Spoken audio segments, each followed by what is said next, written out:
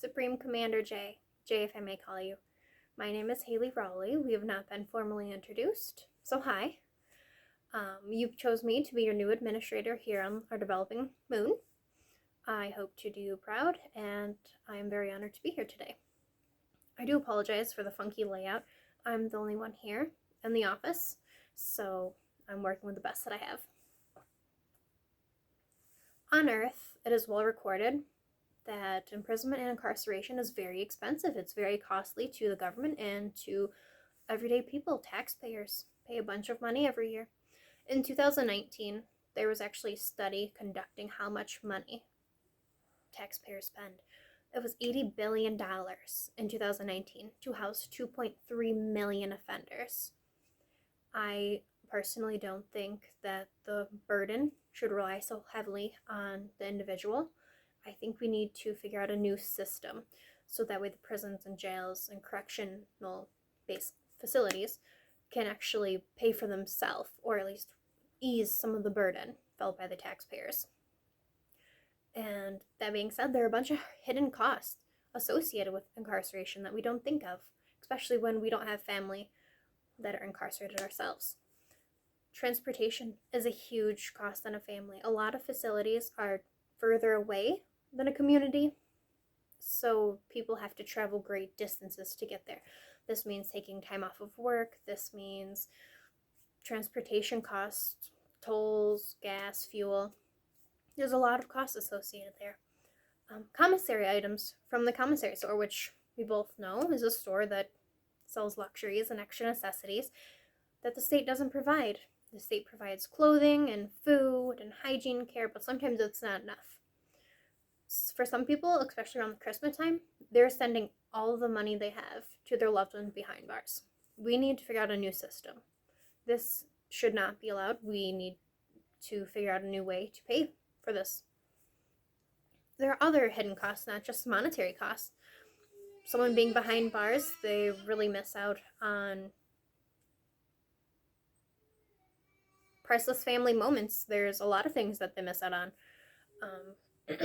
And the children of the incarcerated, they're 3 times more likely to go to prison themselves.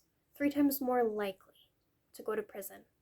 Whether that's because they're missing a parent or they're not with that system and that structure every day, that stability. There's a bunch of different reasons, but they're 3 times more likely if a parent is incarcerated. We need to fix this, especially as a new developing nation.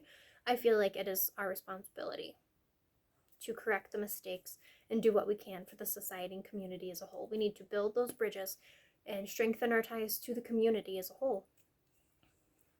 Another problem is once a prisoner has been released from prison, a lot of the times, most places aren't just willing to hire an ex-convict, especially someone who's been incarcerated. So they face discrimination in the workplace. The divorce rates are actually higher. So if someone has been incarcerated, their divorce rate is actually 3 times greater than someone who has been convicted, but they don't serve time behind bars. Again, if we can do what we can to preserve that family unit and strengthen ties, I feel like that is something very necessary that we have to work on. So I'm going to start with harshest punishment and work our way down. Prison. I think the goal of prison should be incapacitation, so our prisoners and our offenders cannot go out and reoffend again.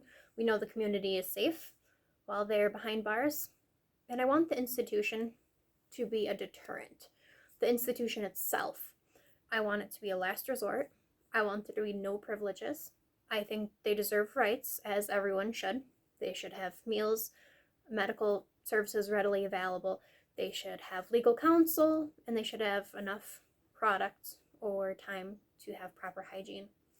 It should be a last resort, not somewhere someone's sent for a year for smashing a couple windows. It should be a last resort. It should be a deterrent. It should be used for incapacitation. It should be a last resort that nobody wants to go to. Not something of luxury, not something where someone can misinterpret it as anything but serious. It needs to be structured and disciplined. Simple as that. Last resort, the structured, disciplined, and a deterrent to anybody who might possibly offend. Jails, on the other hand, even though we are not following a lot of the similar constructs and rules that Earth is, I really like and appreciate the aspect of innocent until proven guilty. And our jails will be just that. Our goal is rehabilitation and deterrence.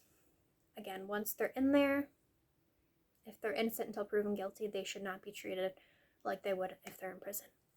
They need to know that people are there to help them, and there are ways around the criminal life, ways that we can help them, or things that they can turn to, so that way we can help them avoid the serious consequences, avoid them making those mistakes that will end up in prison. It also serves as shock incarceration, so it's kind of a dual purpose. As they're waiting to get judged, since we won't have the whole system of judge, jury, judgment, it'll be a quicker system, so it'll be expedited. And I think it'll be fair if we have society nominate judges, and then you, being the supreme commander, you actually choose one you think is best fit. So that way the community has a say, but ultimately we are choosing who holds that position. I think this will expedite trials. I think it's very cost effective. And I think it'll keep things running smoothly, especially with 5 prison workers, 5 jail deputies, and 10 community-based correction officers. I think that's a great way to go. So I do think it serves as a shock incarceration. They get that sense of, if I pursue my life of crime, where is it going to take me? Where is it going to lead me? And they will figure out that that's not where they want to go. That there are people out there, especially for repeated offenders. They need to know that there is another way, that they don't have to follow and pursue this life of crime. There are other ways around it. I do think, even though someone might be in there for 3 days or 90 days, we need to help them. We need to instill life skills such as organization, promptly getting to work on time. There's a bunch of different things, life skills, that I think we can help them reinforce or relearn. Education. They may not be there for very long, but it's important, and super, super important, that every person has a basic education. And I think while they're there, whether it's 3 days or 30 or 90, we can really help them with that. That being said, that they're in prison, there's no rights. They have rights, but no privileges. They should not be afforded those privileges. In jail, they're innocent until proven guilty. They should be able to have some rec time, and they should be mandatory. They should have to go to work. Not only does what they do when they're working, such as providing goods and services that we can sell, not only does that help provide financially for the jail and all of our other correctional institutions, but it's also a good way to instill those life skills that are necessary once they're released. We can help them and stop them from reoffending by teaching them new things.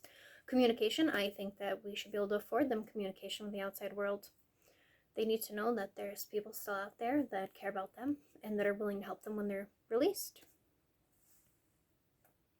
Community-based corrections. This is what I'm really trying to focus on. I want the goal to be rehabilitative. I know this hasn't been super popular and very effective before, but I'm hoping in this new society here that we can really hammer this home, that we can really reinforce the good in people, and that we can really help them with their problems. I would like to build up strong, respectful community ties. They should know that there's someone to turn to when things get hard, or instead of going out and committing the crime, that there's someone that they can get help from and learn a new way. There's always another way. If we leave people in the community, it reinforces the family support. There's that family structure. People are there to support their family financially and emotionally. They won't miss out on all those priceless moments with their family. Again, if we're able to get them to work, we can reinforce that stability and the normalcy that someone, especially an offender, needs. In treatment, I think that we need to help with substance abuse and mental health issues.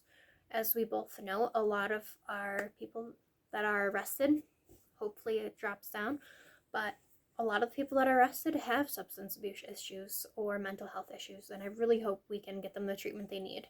Not only will that stop the recidivism rates, but it'll help the offender personally. in the community as a whole. So if we can put effort and money into our community, then we can ultimately save it on the other end.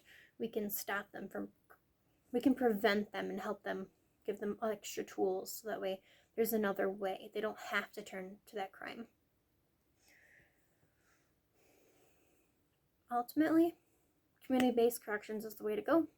If we push community-based corrections, we keep family units together, we can give them treatment they require, we can teach them new life skills, and it keeps a large workforce. As a developing society, we really need as many workers as possible, and I really think community-based corrections is the way to go.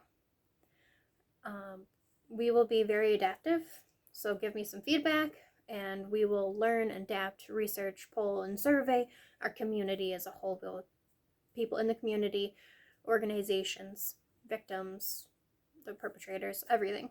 We'll see what's working, we'll see what's not, we will adapt and rework our plan until we have a functioning system. I hope you like my presentation. I hope you like my goals and my plans. I'm interested in hearing your feedback on how we can make this better.